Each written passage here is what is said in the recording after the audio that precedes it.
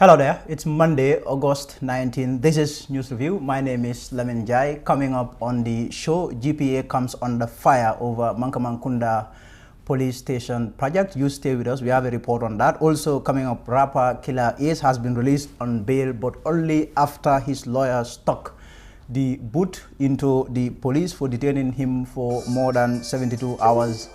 And also, the lawyer is saying that the police made it difficult for anyone to have access to Mr. Ace. That's the rapper there. We have a report on that too. But first, I will begin with the papers. I will do a review of the papers today. And I have the Standard. I also have the Point. But let's start with the Standard and see what they are reporting on today. So the Standard lead story is saying US says Gambia not fiscally transparent. Also on the Standard, Interior Minister calls for dialogue over 3 years. Jatna, GPA explains police station at President's Village. Killa Ace arrested, denied bail. Also on the Standard, Barrow must go ex-APRC UK secretary.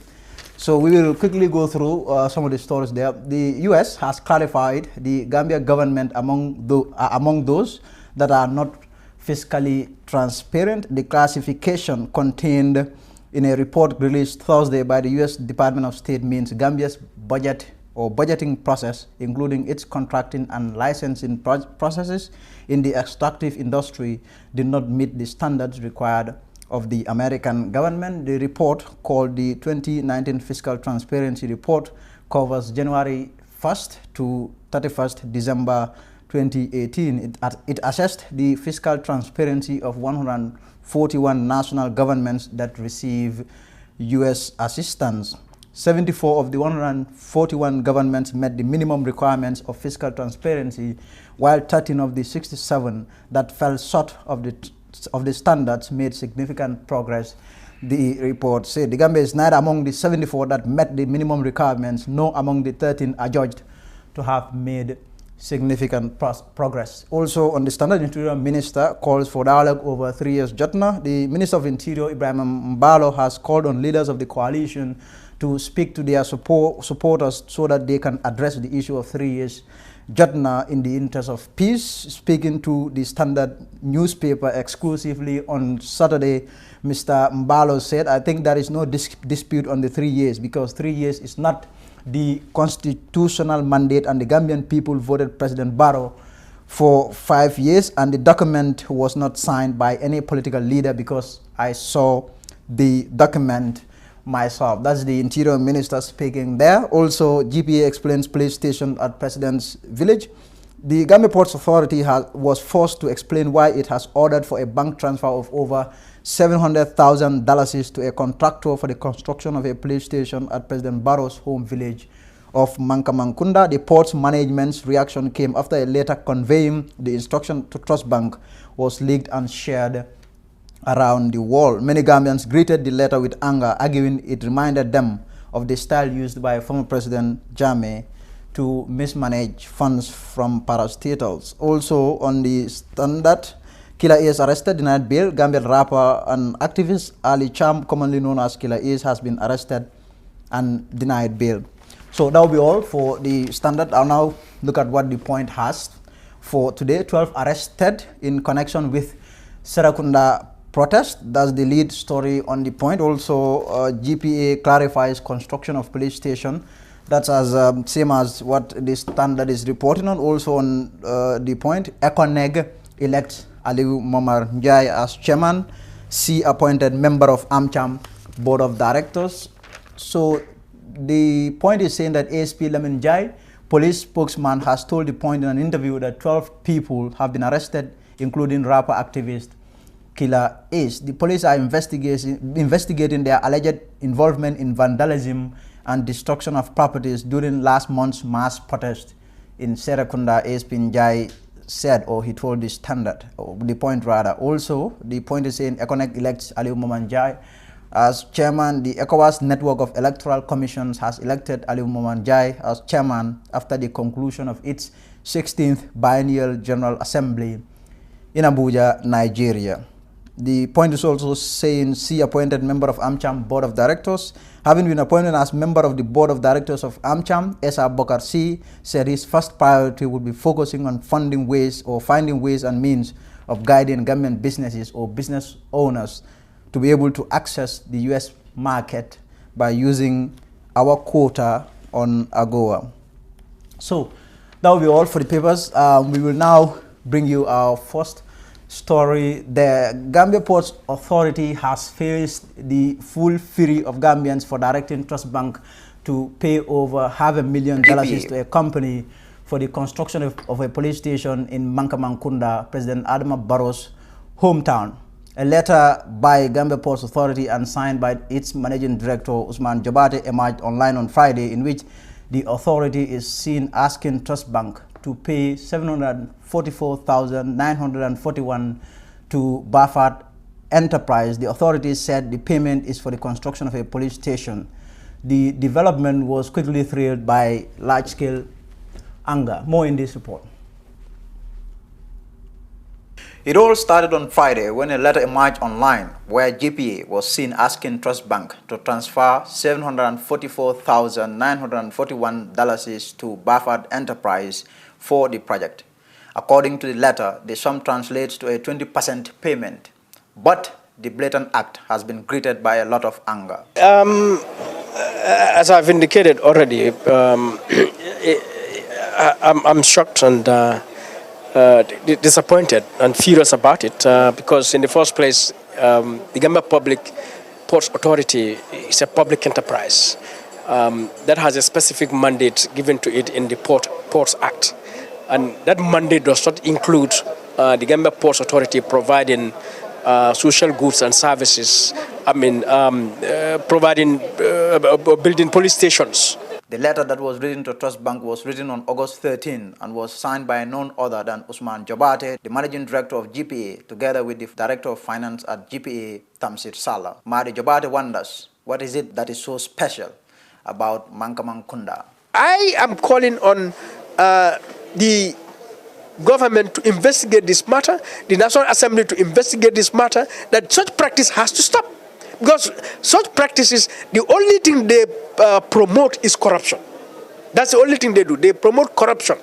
I cannot imagine $3 million to be spent on a tiny village called Mankamankunda, simply because it's the president's village.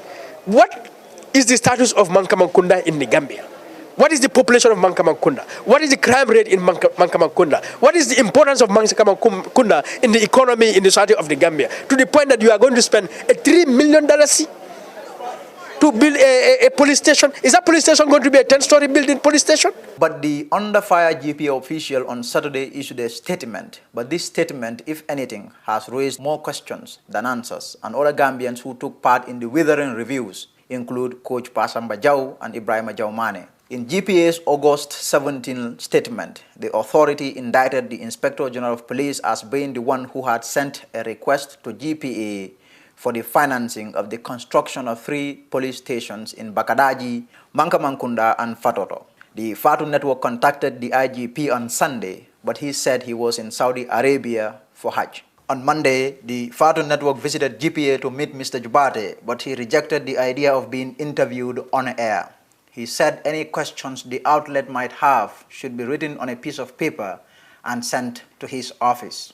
Lamin Jai, the Fatu Network News. The GPA brouhaha there. Madi Jobate also chipped into the issue there today, Monday. So actually we're trying to get to Coach Pasamba Jau for him to provide us with some analysis regarding this issue. I think Coach is on the line now. So we will try to get to Coach there for him to speak to us about this whole issue that has engulfed Gambia Ports Authority. A letter emerged last Friday from a letter that was written by the Gambia Ports Authority and sent to Trust Bank, asking the bank to transfer over $500,000 to an enterprise or a construction company, Bafat Enterprise, for the construction of a police station in Mankamangkunda. Mankamangkunda is the hometown of President Adama Barrow, and a lot of people have reacted to this development with anger. So we are still trying to get to Coach Pasamba Jau there, based in the United States, for him to give us some analysis on this whole issue, because he was one of the people or Gambians who have reacted to this development with anger, with frustration. So we will try to get to Coach now. Hello, Coach, are you there? Is Coach there now? So let's now bring you another story then, if we don't have Coach on the line. Is Coach there now?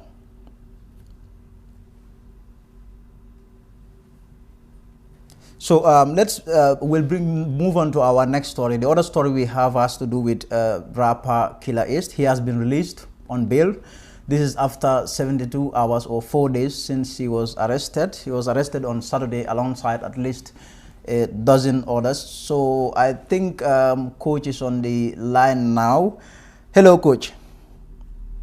So, Lamin, how are you, sir? Coach, I'm doing very well. So, Coach, we've seen that a lot of people have reacted to the move by Gambia Ports Authority to direct Trust Bank to transfer about over $700,000 to a construction company for the construction of a police station in Mankamangkunda. We have seen you are one of those people who have railed against it, saying that it's not right.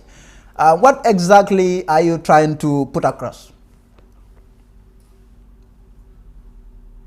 Well, thank you very much, Lamin, for having me. I think this is a very dangerous reminder of Gambia's ways. And unfortunately for the Gambia, the same MD had appeared before the Janneh Commission and revealed that during the Jammeh time, such expenditure cost Post Authority almost about $150 million of taxpayers' money.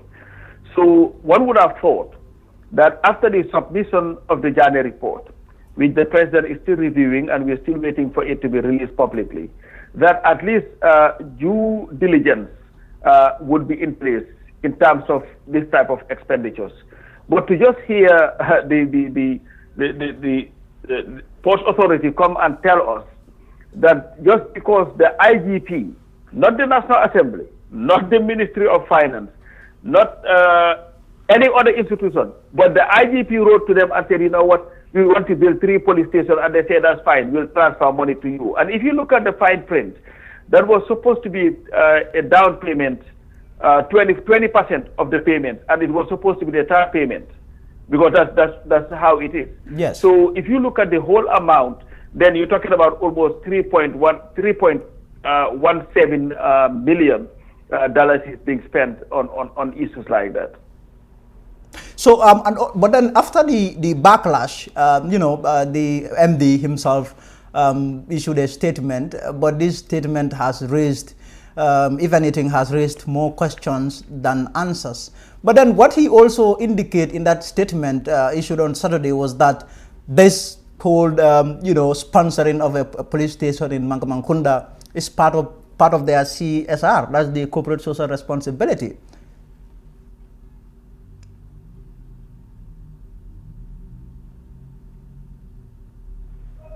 Hello? Yes, can you hear me? I was just asking you. Yes, I can hear you now. Yes, I had the question. The corporate corporate social responsibility. You cannot call this. It's not the responsibility of Port Authority to be building a police station. There is a reason why the government will present a budget before the National Assembly. A budget that will be scrutinized, and then from there it goes on. If the Ministry of Interior feels the need to build a police station, it would have to be allocated through the national budget, which would go through the National Assembly, where it will be approved before such an expenditure will be made. Now, to go and say, you know what, we see this school that is here, we're going to donate some money so that they can paint, that's corporate social corporate responsibility. But building police stations, especially if, in fact, the whole press release raised more concerns than answers. Because if you read the press release, what the guy is telling you is, since Post Authority owes the Gambia government money, central government, they were using that to pay it through that. So that's not your corporate social responsibility. You cannot owe the government a debt and then finance a project that is supposed to be for the government and call that your corporate social responsibility.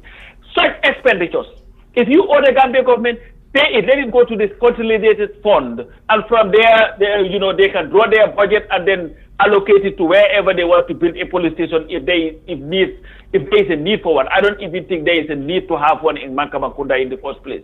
So this whole thing, I think, is an attempt to cover up, and it's really disgusting that in this day and age, after all the money that we spent to have the Jane Commission, that we are seeing a repeat of the same actions by this government.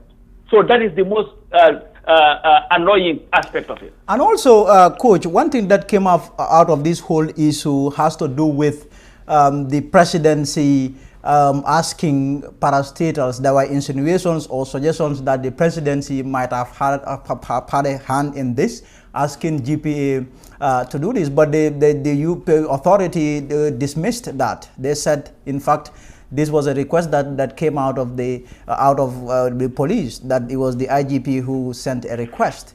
So they are dismissing the idea or the fact or claims that it was the presidency that asked them to, ask the bank to transfer money to this company for the building of this police station. Well, you see, that makes it, in fact, a lot more. That shows you that how disconnected this government is. Because that whole explanation is nothing but a cacophony of nonsense. To just argue that, actually it did not come from the president, but let's make it sound better. It came from the IGP, the Inspector General of Police, not the Minister of Interior, not the National, not any other institution. The IGP just woke up one day and decided, I need 3 more police stations. And I don't think that is, in fact, his responsibility to determine that and look for the money. And now the director of GPA decided that, this was a worthy enough cause for the taxpayers' money to be used. And I think I'm loving this new Gambia. There was somebody who, put across the pictures of the toilets at Port Authority. They look horrible. Maybe using that money to, in fact, better the services that they are providing for the people is a better thing than going about and building police stations. So what would happen tomorrow? If the director of, let's say, an other institution, the director of NIA comes and says, we need more stations somewhere. So GPA is going to do that again. So the explanation doesn't add up. It doesn't make sense. It is an insult to the Gambian people, especially, I repeat it, after all the money that we spent, which is over $50 million to investigate Gambia's crimes, economic crimes, which centered mostly on how he was able to use some of our parastatals and other institutions as cash cows, that today we are here, hearing the GPA, give us this very lame excuse of an IGP calling them and saying, I need 3 police stations, which was enough for him to send a memo to the bank and say, just bring out $700,000 as the 20% payment to building a police station. It's an insulting act, definitely. So Coach, myself, I had a lot of questions. When I met the director, that's the MD this afternoon, I had a lot of questions, but he wasn't open to the idea of an on-air interview. He preferred me drafting questions on a piece of paper and sending them to him. But again, let me ask you this. Do you think this might come as a result of people in position trying to impress certain people, the president, if you like, by going out of their way to do things just to keep their position? Well, that's the thing, because, Gambia needs to institute meritocracy. If people are appointed based on merit, you don't have to go and start dog-dogging everybody.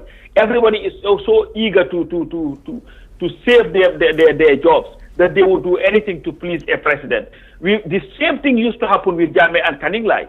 and how he was able to transform Canning Line into what it is today. Where sometimes even, you know, he doesn't have to say anything to somebody. And they will say, you know what, it will be a great thing to satisfy the boss if you go and build a police station in Mankamakunda. For what?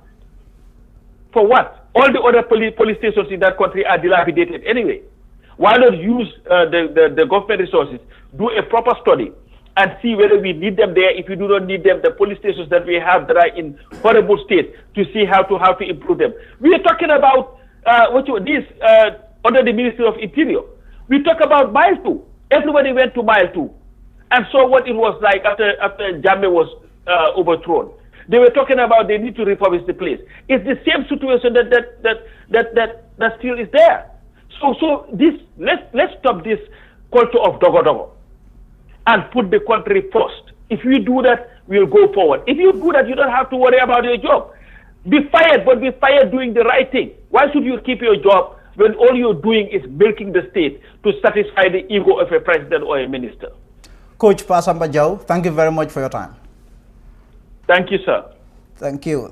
That's Coach Pasamba Jau there, providing us with some analysis regarding the GPA saga there.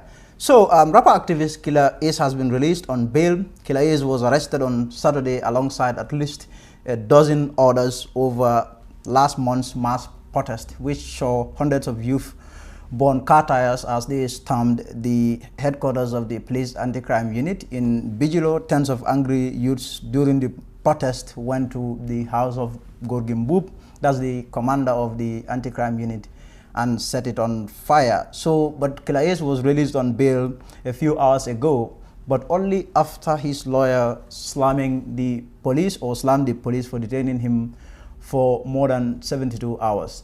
Let's listen to what his lawyer said today. Killa Ace, Ali Cham, known as Killa Ace. You are all aware that he was arrested about 2 days ago at the Serakunda market. I mean, upon his arrest, we went to see as lawyers as to how the conditions were and why he was arrested. He was first transferred to Talinding police station. Then apparently we tried to secure bail. It was difficult to secure bail for him. And then we realized that they said that they can't release him on bail because they are working on orders. And then he was transferred to Karaba police station. I went there yesterday, it was on a Sunday. It was difficult because even at Karaba police station, they said that he was just there as a way of detention, but they don't even have orders to actually bail him or any of that nature. So then I also was informed that he was also transferred to Banjul police station. So I came to Banjul police station. So when I arrived at Banjul police station today, as you can see, it took me about 30 minutes or more to even get access to Ali Cham as his lawyer. Because when I met the officer at the desk office, he told me that they don't have instructions to actually give anybody a leave to see Ali Cham. So they had to direct me to serious crime. I went to serious crime, and then downstairs they said, no, maybe I have to go to serious crime upstairs. So I went to serious crime upstairs. They referred me to another office. So to the SO's office. To the SO's office, I was referred to the CMC's office. So I made it very clear, whilst journeying through all that process, that it is not necessary.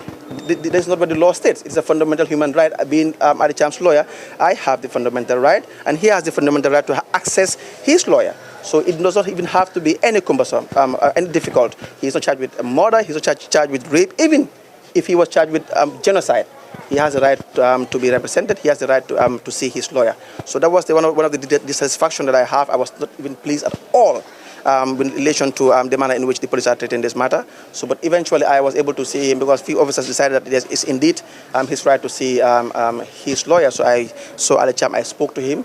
He's in good condition so far, even though he said to me that he was he was taken from Karaba police station all the way to Banjul police station. Well, he said that armed people, security officers came with about almost 2 pickups or so, and then they were armed and they came and picked him up, and then he asked them why he was taken to Banjul, but then they could not even give him correct answers. So you can see that that is the situation right now. It is rather unfortunate, but then I understand that the police will generally say that they have the right to detain somebody for 72 hours. My opinion, my legal point of view is that is just a general rule You understand? International law has it, even domestic law has it, that you can't do that if you have no basis to detain someone for 72 hours. It's just to guide you in cases where there are investigations going on, or perhaps there is a need to detain you for one justifiable reason or the other. Then they can do that for 72 hours and nothing more than that. But apparently, this is a situation, so they can't even, no one can even tell you why he's been detained for more than for this long. So my point is, I'm not very happy with the manner in which he's been detained. If they feel that he is guilty of any crime, let them just charge him quickly, and then. That was Patrick Gomez, the lawyer for Killa Ace there, speaking. This was a few hours or minutes before the rapper activist was released on bail. So I am joined by Daba Malik. He was at the police headquarters today to show support to Mr. Ace. Daba, you're welcome. Thank you. So Daba, let's talk about Killa Ace, because his arrest divided opinion. There were a lot of people out there who said, I mean, these people should have in fact been arrested. You know, that these are the people who were behind the unlawful protest. And there are other people who are in support of Killa Ace, who stand in solidarity with him, saying ne Killa Ace baruñ ko jàppa. So I just want also talk about that. You were at the police headquarters. What was the mood like for Funono? Yeah, the mood at the police station, I think it was kind of a bit disappointing, because we went there early in the morning, but we didn't have the opportunity to see Ace until his lawyer came around midday. And it took the lawyer almost over 30 minutes to be able to get access to Killa Ace after being directed to different offices within the police headquarters, you know. So for me, my take is like, I went there because Ace is a brother and he's a young man like all of us, and I knew also if I was in his situation, he would have done the same thing. So it was important that we go there to show him support, and you know. But there were a lot of people who say that Killa Ace is in fact in the wrong, that the police were right to arrest him. Anyway, that's their personal opinion. But even, okay, let's give them the benefit of the doubt. Even if Ace was the one who did what they accusing him of, in the Gambian constitution, he's still an innocent person until proven guilty in a competent court of law, which has never been the case. So for me, I think people may have personal agenda or personal vendetta against Ace, but I think, you know, in a legal and moral perspective, we must be honest in the way we make our analysis, because what I've seen in New Gambia is like, a lot of times we tend to side with people that we share same political beliefs or we hang around with, but if it is contrary, then we go against them. So a lot of those people saying, you know, the police were right to arrest Ace. I'm not saying the police have no right to arrest him, but this issue had happened almost close to a month. What has the police been doing all this while? Did they want to tell us that they have not been carrying investigations? So for me, what I expect from them, the least they could have done was, if they believe they have tangible evidence pointing to Killa Ace and the people that they arrested, because it's not only Ace, it's close to 40 people, young people, you know.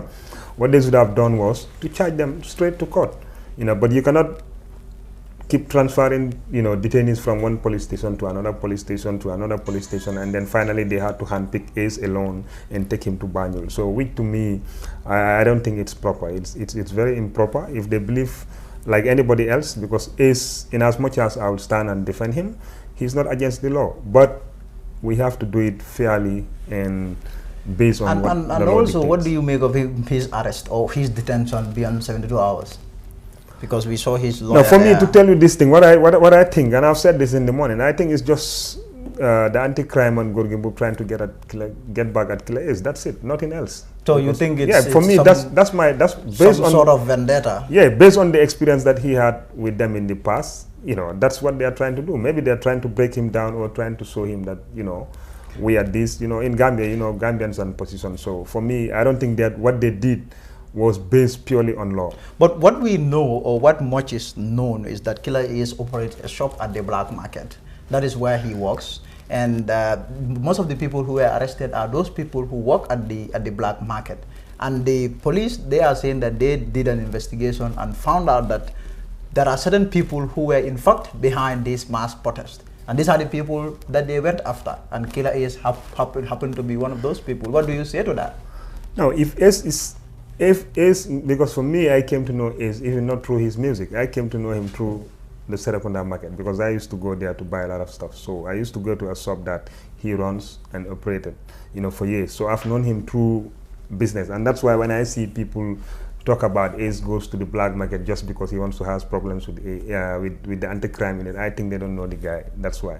So, but for me, what they did, what those people did, let's look at what brought about the demonstration. If I'm not saying that's what actually happened. If the police or the anti-crime are being accused of, you know, detaining somebody and who passed away, and they are making a procession to go there and then hand over a petition, you understand?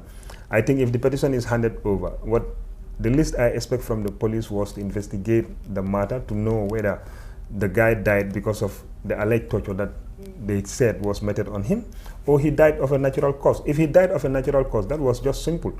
They would have just given out a press release, attached a medical certificate that proves that he died through a natural cause. If the family or the friends or the colleagues of the Dabo weren't happy, they could take a legal course and then, you know, seek redress from the court. But since the petition has been made, they said they were going to investigate these things. Up to today, nobody had anything about it. But yet still they can go on to arrest people because they allege they are behind the demonstration. For me, I think that was just a flimsy excuse that they're trying to give to Now let's talk about then the relationship between young people in the Gambia and the police. These are two sides that do not often see eye to eye. The young people often see the police as a threat to their lives and their livelihood. And then there is this whole campaign against the police brutality. Do you think police brutality exists in Gambia? Absolutely it does, because I came from a neighborhood. And let me tell you this. You see, when you grow up in London Corner, Bundung, Manjai, Ibo Town, Talinding, these slumpy areas, you know, a lot of the times there is that tag attached to you, like being a criminal or nganeka sachakat or drug addict or drug peddler and all these stuffs. But you never see anti-crime goes to areas like Fajara Pipeline and, you know, conduct this kind of attacks that they do to people who live in these areas.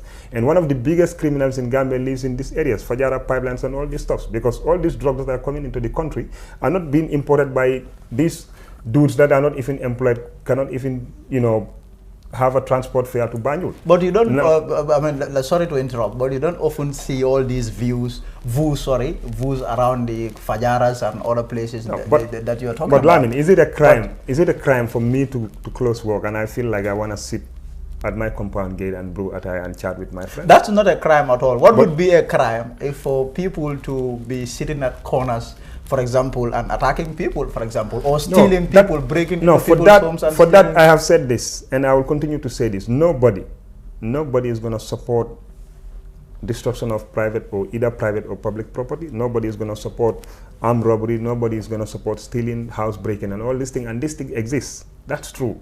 You understand? But now let's look at the problems that led to these things. You have a population of almost 60% who are young people. They are not employed, they have no hope. Some of them are educated, others have dropouts.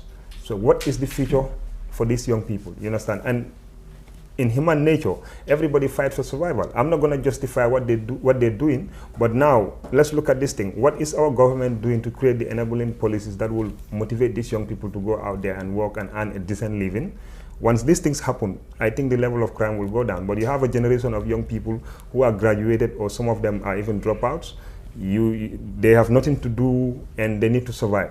You understand? So for me, in fighting crime, we are not just gonna only be arresting these people and then taking them to jail, because then the cost also and the burden will be on government to be feeding them. But what we need to do also is to try and develop these young people by giving them the opportunities to learn skills and, you know, empower them so that they can excel. Because for me, the issue of black market, I've said this, why not government works with, create a youth fund that is going to help a lot of these young people who are at the black market and they don't have access to owning a shop. you know, with soft loans that they can go out there, and then, you know, they can try to expand, because you have that market around Brusubi, between Brusubi and Sukuta. It's built, it's there. The stocks are lost. They're locked. Nobody is using it. Why is government not using that opportunity to create these things and, you know, try to get soft loan for some of these boys, so that the congestion at Serakunda market could at least come down? So I think these are all things that they need to do to bring down the level of crime, because the reality is they cannot stop crime totally. It's not even possible. But at least these things will help in bringing down the level of crime. Daba, thank you very much. Thank you so much. Speaking to us there. Thanks. That was Daba Malik speaking to us there on the arrest and release on bail of Killa Ace, rapper activist. So that will be all for News Review today. We will be back tomorrow. Until then, goodbye.